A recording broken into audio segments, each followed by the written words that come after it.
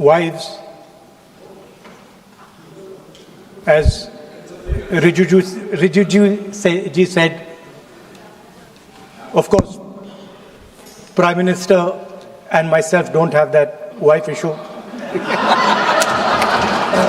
So we don't get that input, but we have our mothers and our sisters. Yesterday, I was watching my sister achieve something that, in 5 minutes, achieve something that I have not been able to do in maybe 20 years of my political career, which was to make Mr. Amit Shah ji smile.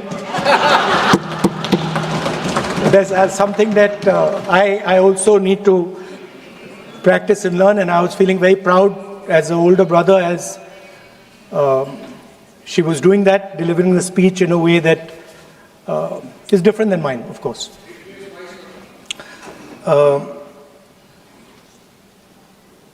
I remember when I was a little boy, I used to be very scared of the darkness.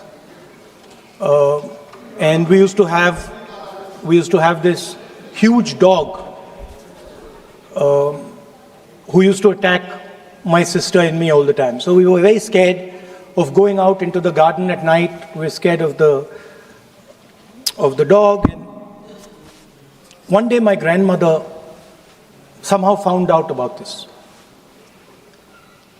And I'm saying this because this was one of the most powerful lessons taught to me in my life by a woman, a grandmother.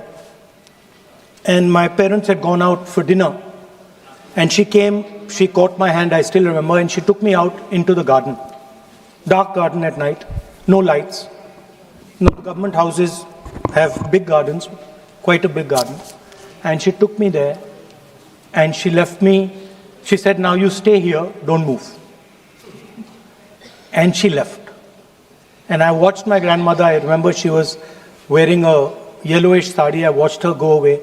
और मेरी मतलब हवा निकल गई कि मतलब आज तो मैं गया. I didn't have the courage to tell my grandmother that, I don't want to stay here, so I stayed.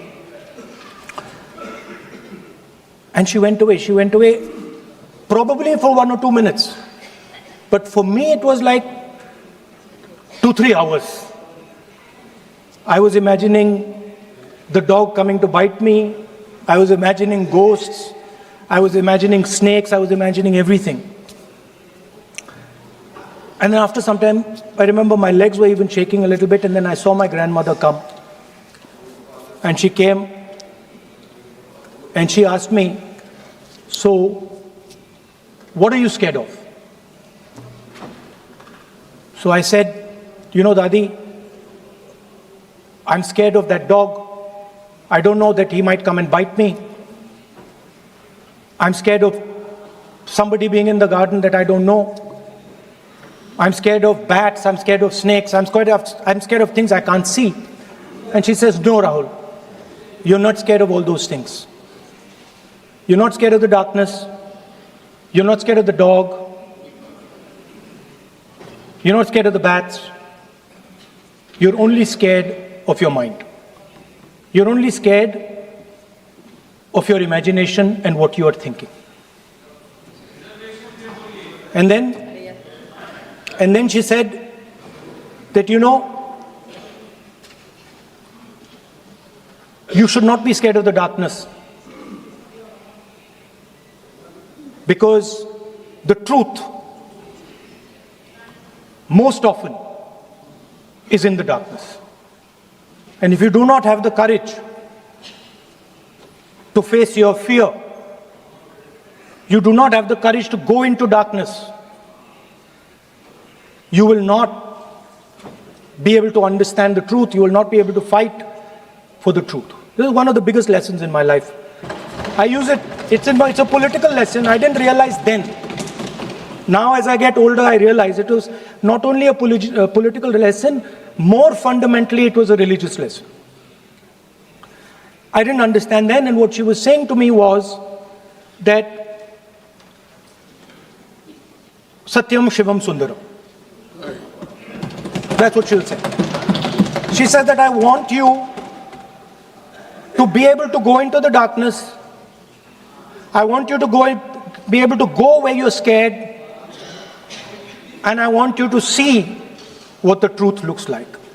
And later I realized, my God, by taking me into the garden, she was explaining Shiva to me. She was explaining the central tenet of our religion. She was explaining Satya to me. And in many ways, she was explaining Ahimsa to me. And she said to me, I remember that, listen, truth is painful sometimes. Don't worry about it. Deal with it. And there are some truths that need to be told here today in this house. The first truth is that this is not a women's bill. This is nothing to do with the empowerment of women. There is a women's bill. It was passed in 2023 in this house itself. And my friends and teachers in the BJP said that it will be implemented in 10 years' time. That is the women's bill.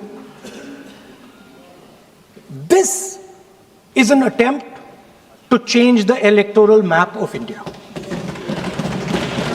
Using and hiding behind India's women. And actually it is a shameful act.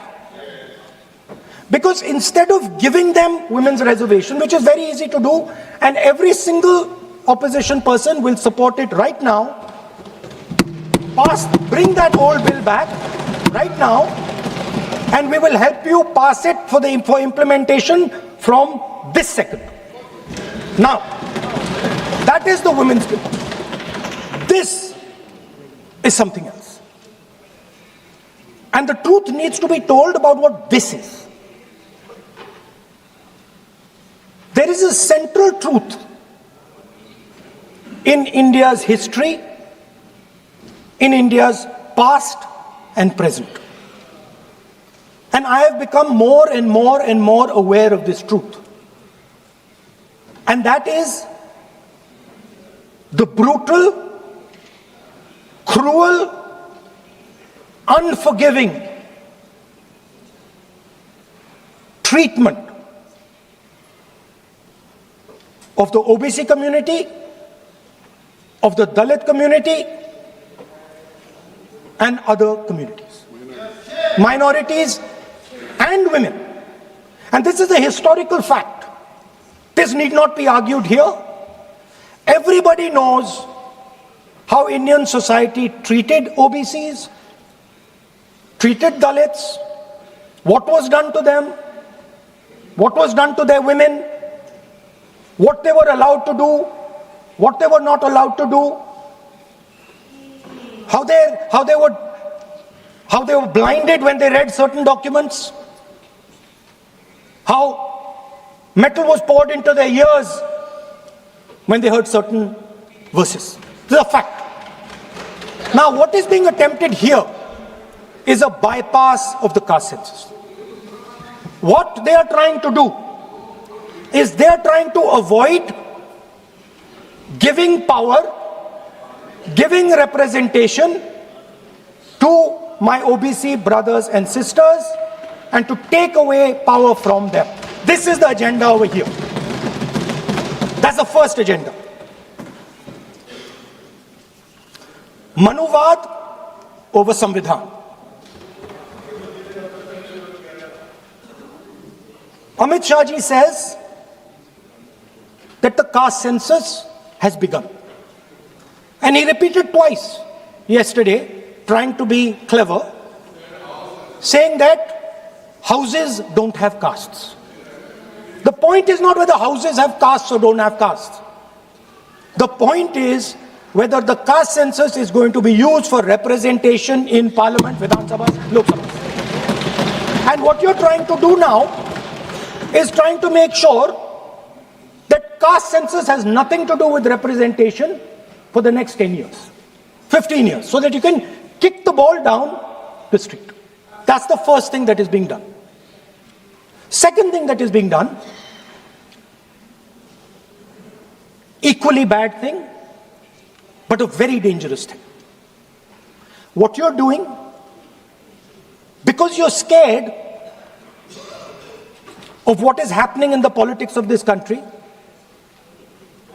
you're scared of the erosion of your strength, you're trying to rejig the Indian political map. You have done it in Assam, you've done it in Jammu and Kashmir, and now you're imagining that you can do it in India. And you need a constitutional amendment to do that. Now let me explain what you are doing. You are telling the South Indian states, you are telling the northeastern states, you are telling small states in India that in order for the BJP to remain in power, we are going to take away representation from you. This is nothing short of an anti-national act. This is what you are doing. And under no circumstances are we going to allow you to do it. So I am telling you very clearly right now that the entire opposition is going to defeat this attempt of yours to attack the nation state and deprive OBCs and Dalits of their rightful place in society. I want to ask, corporate India, entire financial structure of India, where are the Dalits? Where are the OBCs? Where are the Adivasis? Top bureaucracy of this country. आपका गलती है. Where are they?